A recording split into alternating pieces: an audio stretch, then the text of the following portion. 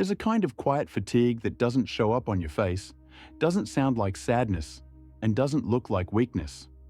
It lives in your tone, in the steadiness you've learned to master, in the way you say, "I'm fine," with that strangely graceful calm, as if chaos has never touched you, even though it shaped every corner of who you became.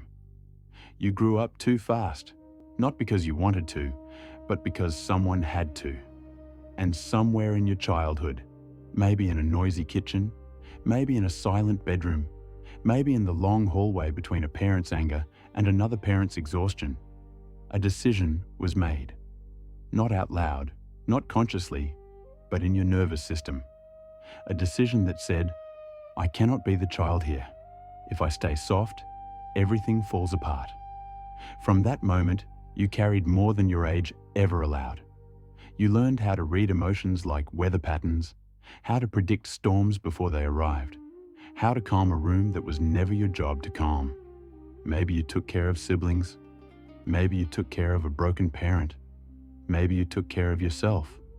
Or maybe you learned to disappear so others wouldn't have to worry about you.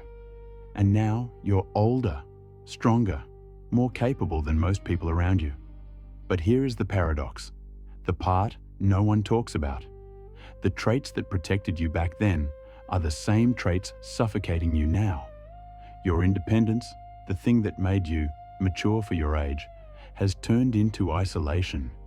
Your ability to handle everything, the thing people praised, now makes it impossible for you to ask for help without feeling guilty. Your emotional numbness, the shield that kept you safe, now keeps love at a distance, even when you crave it the most. The world applauds you for being strong, but they will never understand that strength was never a gift. It was a necessity, and the cost was your childhood, your softness, your right to fall apart, your right to be held instead of always holding everything together. You became the adult you needed as a child, but you're living inside a body that never learned how to feel safe enough to finally rest. You didn't just grow up fast. You outgrew yourself. You stepped into adulthood before your nervous system even developed the capacity to be a child. And now you're left with an intelligence that is too old and a heart that was never given the time to learn what safety feels like. None of this is your fault. It doesn't make you dramatic or broken. It makes you someone who adapted, someone who survived. You didn't just mature early. You were forced into a psychological role your nervous system wasn't built to hold. To understand the mind of a child who grew up too fast, we have to understand 3 psychological mechanisms: parentification, hypervigilance, and the way the mind's resting state becomes self-surveillance. Parentification happens when a child is pushed into caregiving roles far beyond their age. Some children become the therapist of the household, the one who listens to parental problems, the one who softens tension, the one who emotionally regulates adults who should have been regulating them. Others take on practical responsibilities: cooking, cleaning, working early, raising siblings, or simply being the reliable one in a home that lacked reliability. But emotional parentification is the one that rewires the psyche the most. The child internalizes a subconscious rule: my needs endanger the stability of the home. So they erase their needs, suppress their desires, mute their vulnerabilities, and become the stabilizer. They grow up believing love is earned through usefulness, through helpfulness, through being the strong one. And in adulthood, this becomes a destructive belief. If I am not useful, I am not lovable. Hypervigilance is another key piece. A child who grows up too fast also grows up too alert.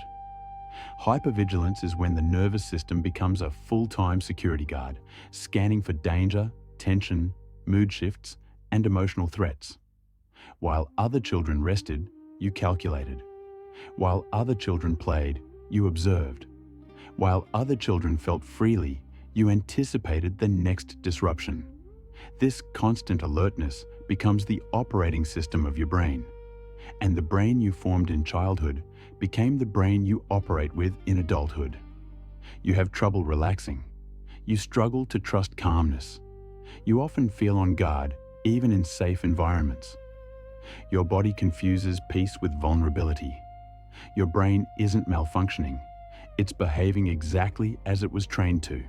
Then there's the default mode network, the part of the brain active during rest and introspection. In a healthy childhood, it develops around curiosity and self-exploration. But when you grow up too fast, it develops around self-monitoring, self-censorship, and emotional vigilance. Your resting state becomes, what do I need to fix? How do I prevent conflict? What version of myself keeps the peace? Your identity forms around responsibility instead of authenticity, around performance instead of presence. Growing up too fast creates a psychological chain reaction.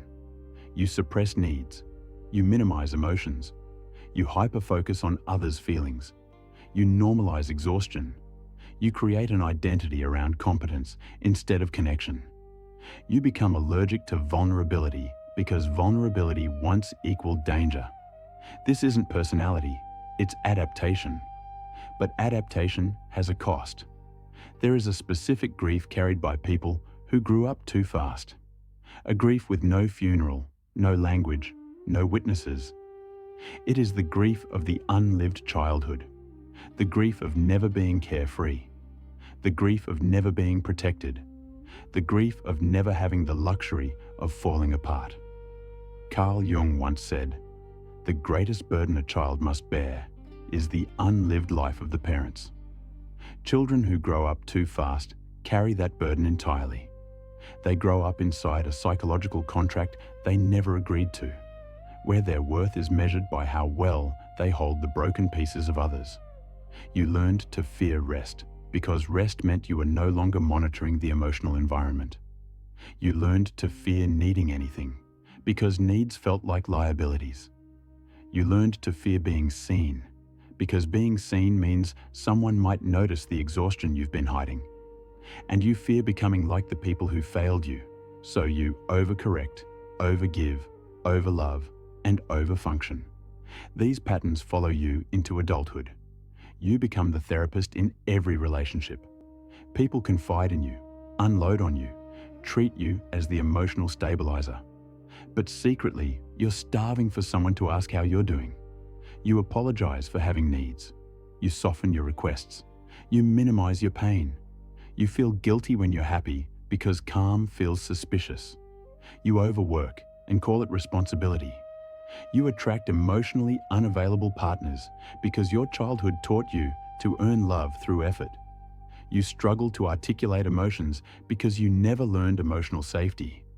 You become independent to the point of self-destruction. You downplay your trauma because you were raised to be grateful and strong. But these are coping strategies, not personality traits, and you can unlearn them. Before healing comes witnessing. Before changing comes understanding. Before letting go comes finally admitting, I went through more than I acknowledged. You cannot heal what you minimize. You cannot grow while pretending you were never harmed. You cannot reclaim what you never allow yourself to mourn.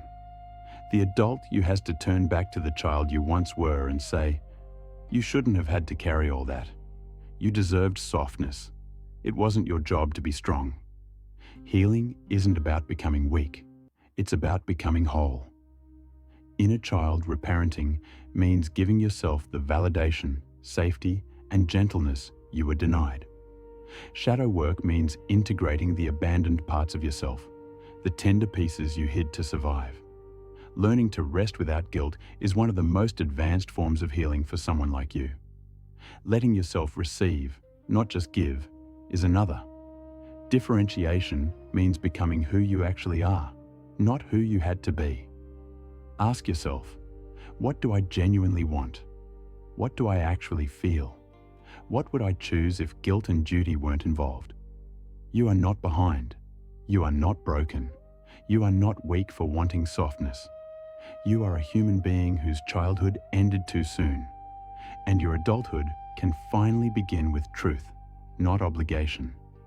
You do not need to be strong in the ways that cost you your childhood. You are allowed to rest. You are allowed to need.